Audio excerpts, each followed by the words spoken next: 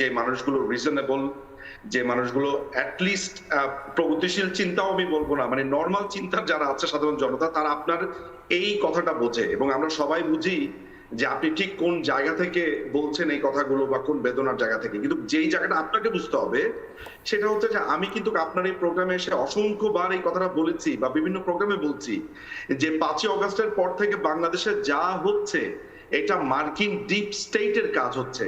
ও তো আসলে একটা কেয়ারটেকার, ও তো হচ্ছে একটা দাস, ও একটা দাস হয়ে এখানে এসেছে। ও একটা ইন্ডিয়ার সাথে একটা প্রক্সি ওয়ারে আছে। মাথায় রাখতে হবে যে বাংলাদেশের ভূমি ব্যবহার করে সে পাকিস্তানের হয়ে আমেরিকার অর্থায়নে সে একটা দাস প্রথা, সে একটা কেয়ারটেকার হয়ে এই ঝামেলাটা করছে। আপনাকে এই জিনিসটা বুঝতে হবে। আপনি দেখেন যে মিয়ানমারে সে ঢুকতে চায় চায়নাকে চোখ রাঙানি দেওয়ার জন্য। মূল টার্গেট হচ্ছে ভারত। সে আইএসআই জঙ্গিদেরকে ঢুকিয়েছে, ক্যান্টনমেন্টের ভেতরে সে ঢুকিয়েছে। সে নানান ভাবে আপনার আইএসআই এর লোকদেরকে আমন্ত্রণ জানাচ্ছে, তাদের সাথে বৈঠক করছে।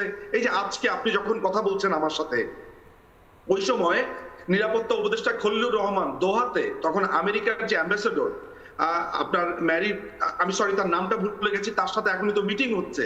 আমি আজকে একটা খবর পেলাম, সেটা হচ্ছে জামাতের আমির শফিকুল ইসলাম, সেও যাচ্ছে দোহাতে। তাহলে এই যুদ্ধটা আসলে একটা প্রক্সি ওয়ার, এবং প্রক্সি ওয়ারটা শুরু হয়ে গেছে বোধহয়। নিজুম মজুমদার, আমার যেহেতু সময় শেষ, আমি চেষ্টা করব কালকেও আপনি যাতে অনুরোধ করব আপনাদের মতন মানুষ বেশি করে আমাদের জবাব সাহেব বাংলাতে আসুন।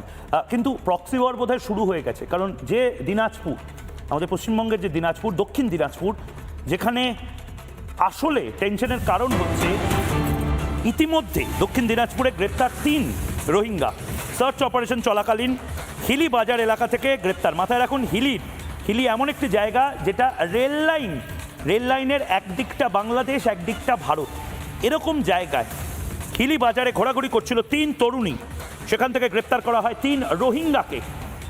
যদি এই রোহিঙ্গার জায়গায় রাজাকাররা হিলিতে আজ গ্রেপ্তার হতো, যদি কাল এই আজহারুল ভারতে আসার চেষ্টা করে, যদি পরশু জাসিমউদ্দিন রহমানি দিনাজপুরে ঢোকার চেষ্টা করে, তখন কি হবে? বিষয়টা হলো ভারতের নিরাপত্তা নিয়ে, এবং ভারতকে এই মুহূর্তে নড়েচড়ে বসতে হবে। কারণ মোহাম্মদ ইউনুস কিন্তু প্রক্সি ওয়ার শুরু করে দিয়েছে। আজ হয়তো ময়ূক একা চিৎকার করছে, বিশ্বাস করুন আপনারাও হয়তো কাল বুঝতে পারবেন মোহাম্মদ ইউনুস ভালো মানুষ নয়, একটা পিশাচ যে আসলে ভারতকে বরবাদ করার চেষ্টা করছে, যেটা কোনোদিন সে পারবে না। উল্টে বাংলাদেশকে আগুনের দিকে ফেলে দিচ্ছে মোহাম্মদ ইউনুস। একটা ছোট্ট বিরতির পর ফিরে আসছি, সঙ্গে থাকুন।